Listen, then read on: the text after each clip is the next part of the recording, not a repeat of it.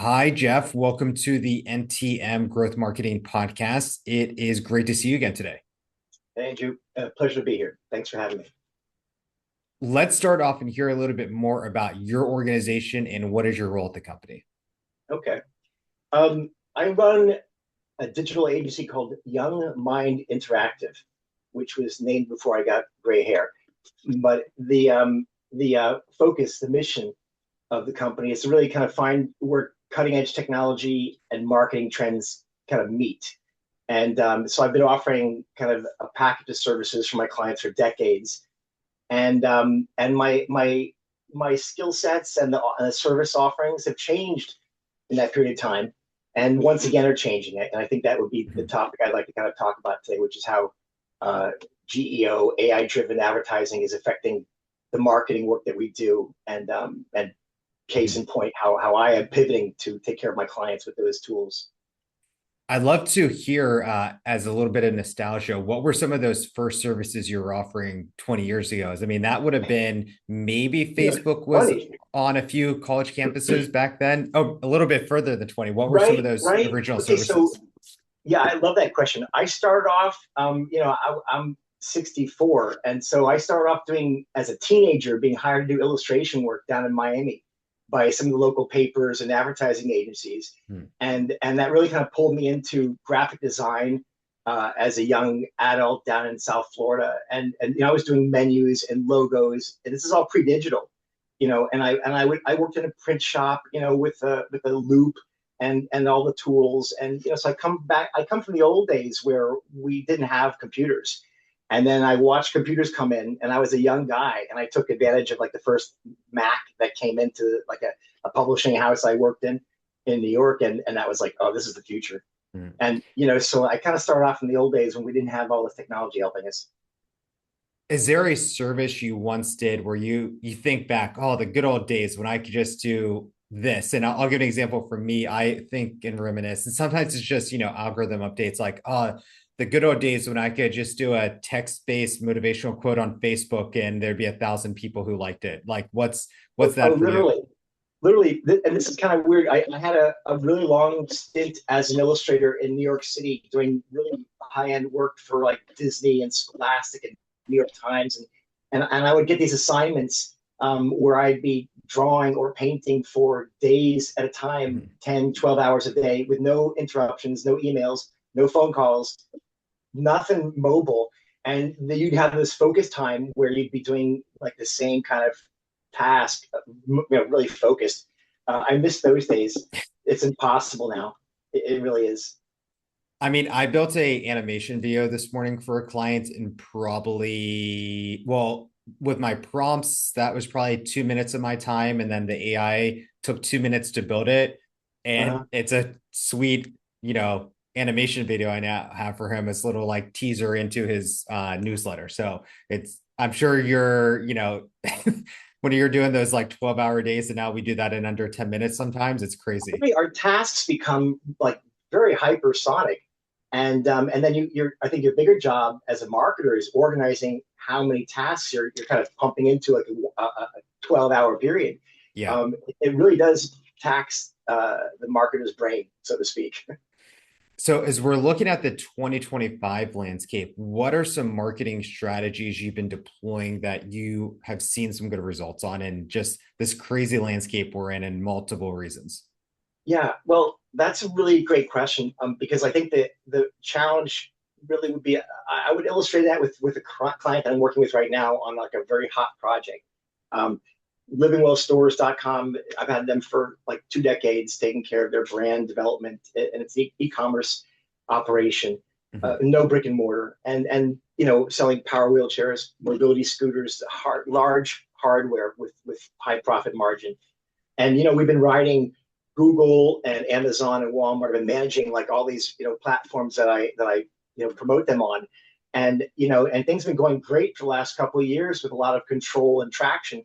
And in the last 3 weeks, 4 weeks, with discovery that Google advertising is not pushing through traffic to websites, and that across the board we're seeing website traffic dip down for consumer behavior. And that is all really like the advent of AI coming over and answering people's questions before they have to go to a website, for instance, right? If you're looking up something, I want to buy a power mobility scooter, where's the best place to get one? And AI will jump in and look at the websites and then tell you before you go to the website. So there's no need to click on an ad. Sometimes you click on an ad, but right, we're seeing traffic driving down. So I've been tasked with like an AI content project that is all about attacking the problem from its source, which is teaching these large language model search engines the brand identity, the brand statement, like all these kind of schema markup kind of things that you want to kind of like tag a company with. And so it requires like an overhaul of the content of the website, which I've been working on this website for like 20 years, right? So it's like, once again, I'm redesigning a website that I designed to be efficient and compartmentalized. And now I have to make it natural language and redundant and really like mark up the back end so that we're kind of teaching all these bots and stuff. It's a whole new set of, like challenges coming at a client, right? And so, like for me, the challenge in my career, like, cause I with technology, we have to reinvent ourselves all the time in this business. Right. So I'm finding it really amazing to be challenged once again to kind of think in new rubrics for problem solving, where you might have an AI assistant who was like a horsepower engine researcher sitting next to you, answering questions on how to get through things faster. And to that point, right? Like, so I produce video advertising for this client, and I do oftentimes voiceovers. We have two people do voiceovers. I'm doing one of them because it's we need a man. I'm here, and I had a bunch of videos to produce, and like a good 20-minute script to read. And I went to 11 Labs, which is an AI platform, and I taught it how to speak like me. I have a salesy voice, and I essentially taught it how to speak like me and fed it the script. And presto, I've got my audio voice track, for the video I'm producing, and that's done in like under an hour, really. And that's exaggerating, But imagine the old way of doing it. I'd be looking for a voice actor and setting up the studio time, and and conversely, I'm sitting on like dozens and dozens of product shots that are cropped tight from a vendor, and I need backgrounds, so we go into Photoshop and we're using AI to add more cityscape or landscape backgrounds behind a product shot. And, and it only takes, a few minutes a shot, but it's, if I can interject real quick, Jeff, is I want to get a little bit more practical with that example. So the one I'm familiar with is HeyGen. I don't recall if you and I were going back and forth with that. I'm actually working on this with the client as he wants to start, taking his newsletter, creating video scripts from that through AI, and then pump it into HeyGen and then build videos. And so we're still in an experimentation mode. Sometimes it still sounds a little bit robotic with the HeyGen videos. What advice do you have so you can get those videos to the point where they're pretty lifelike? Or if it's, voiceover, like what do you need to do to program it so it sounds like you and it's not robotic sounding? Right. Well, I do believe there are platforms that are better than others. And I think, for instance, the 11 Labs just got really good reviews because they asked. It's better than HeyGen? Perhaps. I think the key was I spent some time training it, right? Like I offered it samples from video. I also went and just picked up a microphone and spoke into it, which actually seemed to do the better job. And to that point, we have one of the staff of my client is plays the role of scooter girl, like an avatar, a human avatar for the how-to videos. And I'm like, let's clone her. I got permission. Let's clone her, and I can make more how-to videos that don't require her to be out in the hot sun in Florida. And that's really practical. If you're shooting a 30-second shot in Jacksonville, Florida, you're spending a whole day out in the sun. Right. I remember I was an extra in a Batman movie when it was shot at the Steelers Stadium, Heinz Field, and the number of outtakes we had to have. And it was in August, and Pittsburgh can get to 95 with humidity. And we had to wear full winter outfits as if it was a winter game at Heinz Field. And to your point, like, I'm sure in the future we could do 1 or 2 outtakes of that, and we can, get our coffee and bagel and be on our way with the day. But that was like a 10-hour process we went through that morning. and it's pretty remarkable. I follow. I'm really have to follow all the trends for all these developments, and I use LinkedIn to kind of keep me posted on who the leading developers are. And some of the video work that's coming out of AI is remarkable. Um, Mhm. I still have a problem with like if I upload a product like a mobility scooter, very specifically, it cannot like render a 3D version of that and then do Mhm. that. It just makes up a new product. So we're not there in complete practical terms, but in terms of like, the kind of production work that you do in advertising and marketing, where you're oftentimes working with media files, there's a lot of traction in the software tools now in terms of, I can take a clip and extend it. I can Mhm. add to it. If I'm working in audio, I can make my own voice or come up with another voice. All these things would normally slow down an agency, Mhm. and the project manager is like, that's the biggest load to carry. I mean, you can see how this will change our business, within a few years. These entry level jobs might not be there, for some of Right. these basic things. If people like you and I don't need a staff to handle like half these tasks, it's Right. it's almost natural to do them because we're doing them faster than if we had a staff. It's not so much that the people aren't important, but it's just that, it's like the horse and buggy versus the car moment. You know, it, Right. it, how many ads do you need to make? So I have one last question today, Jeff, to wrap us up. And you mentioned the idea of reinvention, Yeah. especially as a marketer.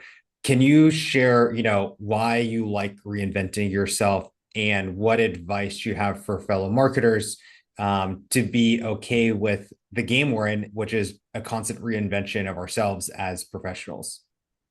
Yeah, I love that question. I had the benefit about 10 years ago of a heart attack and a cardiac arrest. Wow.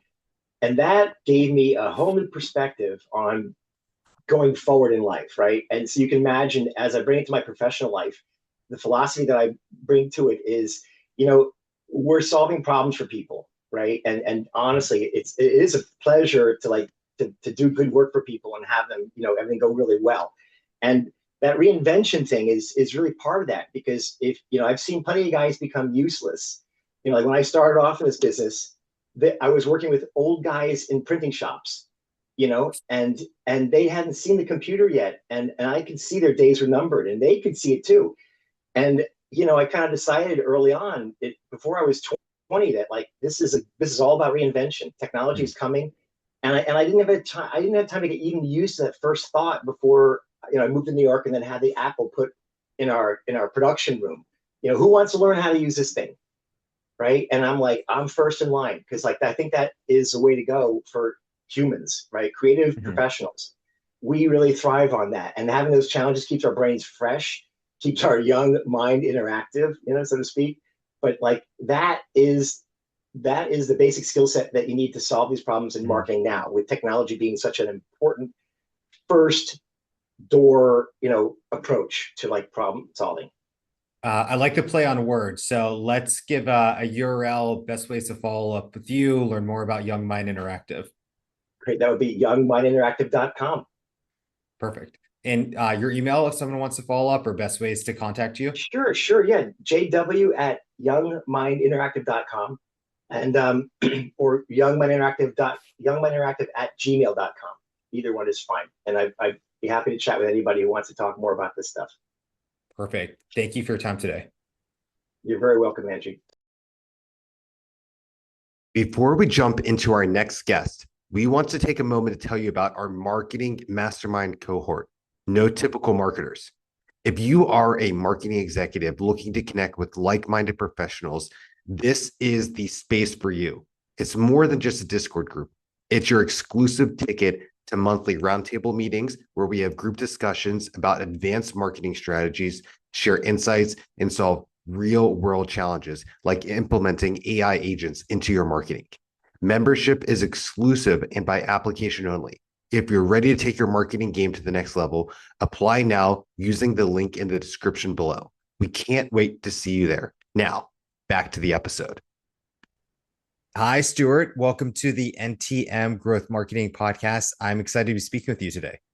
Thanks so much for having me. Thrilled to be here. Stuart, let's dive in and hear a little bit more about who you are. What is your organization? Absolutely. So my name's Stewart Cohen. I'm based in Dallas, Texas. I am a photographer, filmmaker, and I own a media licensing company, all in the same space of video and stills. What does a media licensing company mean? Can you break that down for us?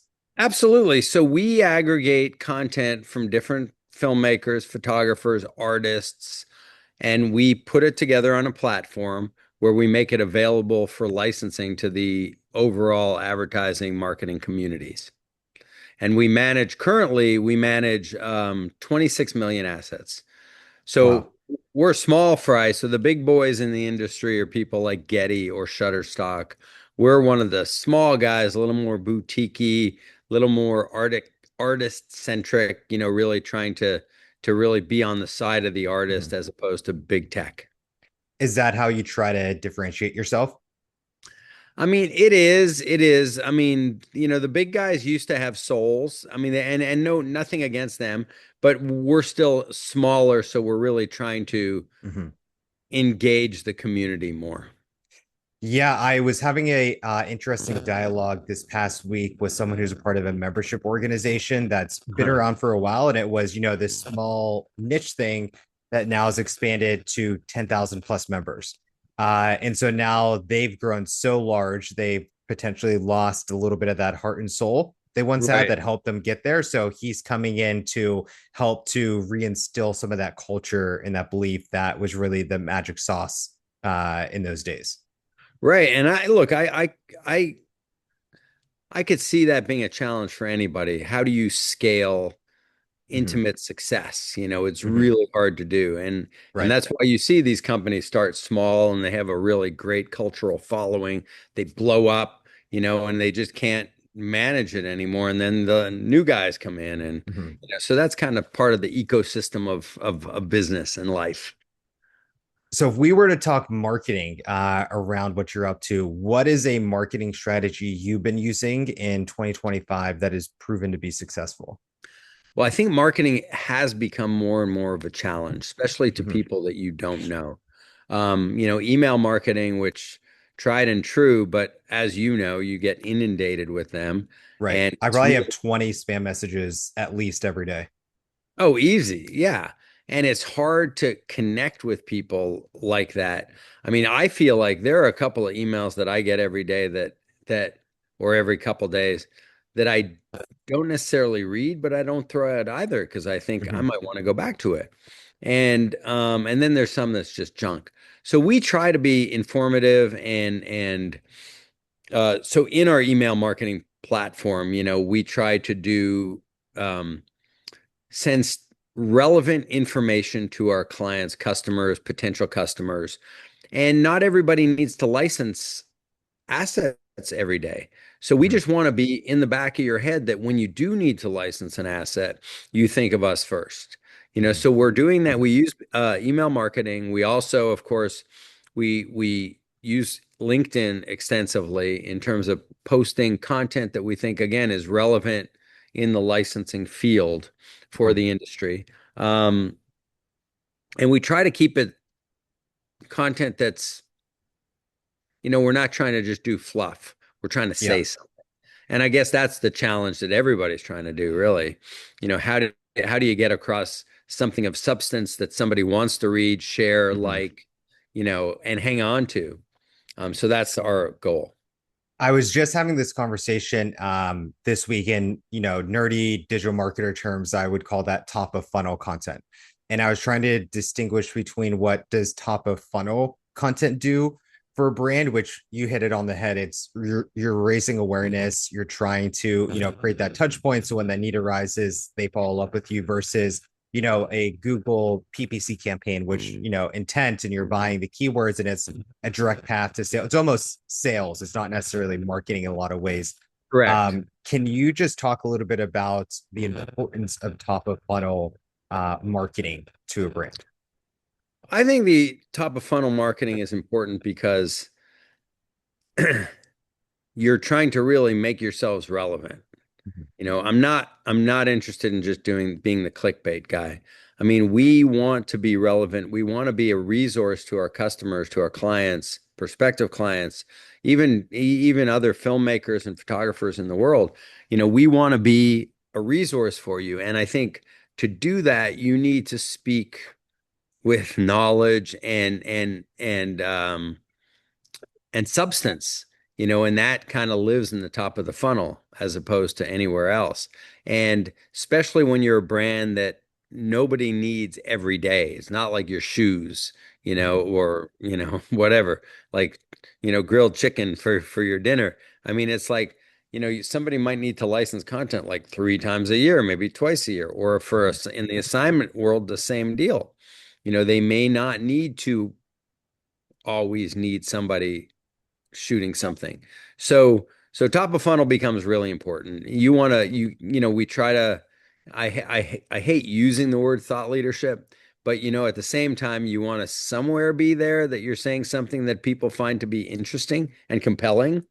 And of course, we have a lot of visuals that we own and manage that help us because people love a good visual.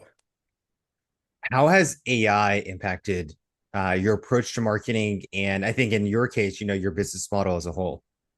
Well, I mean, look, AI is here to stay.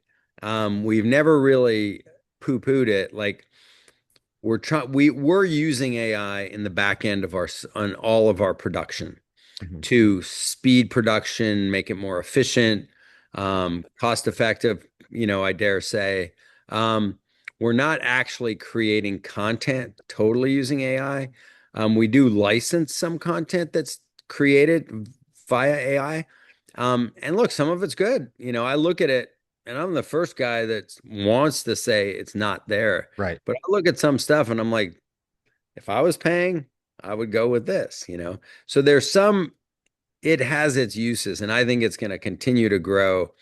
And I think as we all engage with AI, different platforms of AI, we're all going to find ourselves honing our workflows a little differently.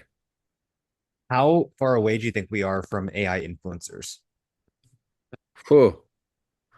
Well, hang on. Define what an AI influencer is. Someone who you might see on Instagram who you think is a real person, but is actually just an AI, figure that they built. Wow. I don't know. Maybe you're an AI. Honestly, it's like it's getting so good you don't even know, I have to second guess sometimes when I'm on Instagram and I see just a random person and they just look too perfect. Right. And I'm like, is that AI? Am I being fooled by this? Is this real? And so And I'll go to Google and check it out and make sure it's an actual human. Yeah. And listen, I must say that we spent a lot of years trying to make visuals look perfect. Right. And I'm starting to feel like you nearly need the imperfections to make it look real. And yeah. So maybe that's the direction life is taking, I just did a LinkedIn video this morning when I was out of breath walking my son, really imperfect. It was, with my camera, it was kind of a little bit wobbly, but to that point, my mind went, I wonder if this might actually get some better impressions for top of funnel content because it's so raw and authentic and just off the cusp with no scripting. And there's some ums and likes thrown in there. And I'm multitasking with my kid. So sometimes that is actually kind of going back to, what's not, the AI clean cut version. Absolutely. And I think that may be the thing, and you think about how trends have come and gone. I think about how stuff used to be organic feeling because, say, we didn't have Photoshop, then Photoshop got let loose and you could make stuff perfect. Even if there were clouds in the sky, you could make them puffy and, Right. And so everything became nearly too perfect. Even skin, like beauty stuff for a minute, it became what we would consider today like nearly like plastic, like looking like AI. But that's what was considered good. But now I think it's coming back to make stuff feel authentic. It needs to obviously be real. I never want to say this to his face, and I hope he doesn't somehow stumble upon this, but that's why I trust Gary Vaynerchuk so much more. He dresses hip and young, but like you can see the wrinkles, the crow's feet. You can see the gray coming in, and it's, I don't know, for me, it's like, oh, I actually trust him a little bit more. He's not, getting Botox. He looks like a Exactly. Yeah, normal, healthy 49-year-old man. exactly. Right. Yeah. Uh, And I think that we're gonna embrace the authentic for sure. so Stuart, my last question today is, we've talked a lot about AI, but I'd love for you to share any AI tools that you use on a regular basis, and whether that's a LLM, you ChatGPT, Perplexity, Gemini, or maybe it's a software you go to a lot, like VideoTap is my go-to AI software. Wow. Okay. So we use granted for just our everyday, use ChatGPT, Perplexity. I mean, I use it all the time. One first AI app that we really started using was called Bria. What's And that? I've never heard of it. BRIA. They were a company early on that did image matching. Hmm. So what we were able to do on our site, is say if you picked a photograph of a couple walking on a beach, it would scan the whole archive and then underneath it have similars. So Wow. it was nearly like it's nearly like pixel recognition and creating that Hmm. search. So it really, really enhanced our search. And then say if you clicked on one of the similars and it had, say, a red sunset, whatever, you clicked on that one, then it would pull up everything with a red sunset. Hmm. So it was the first thing we did. And they actually, I think they were an early partner to Getty Images as well. Um, so we use that as a really big heavy duty engine behind the scenes. And now I would say that's the big one we're using, So And then Stuart, there's that one for podcasts. What's the one that just break apart the podcasts? Uh, uh, Riverside, Not Riverside. No, it's an Video AI Tab. bot.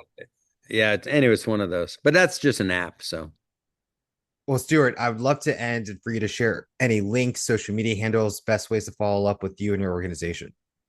absolutely. Well, if you need to license any content, please reach out to us, superstock.com, SuperStock. We're always there. My email is Stewart@superstock.com. You could reach out to me directly anytime. I'm on LinkedIn, Stewart Cohen, Instagram at SC Pictures. But if you need to license content or if you need to create a campaign and shoot it, we're here for you. Perfect. Thank you, Stuart. Thank you. Appreciate it, man.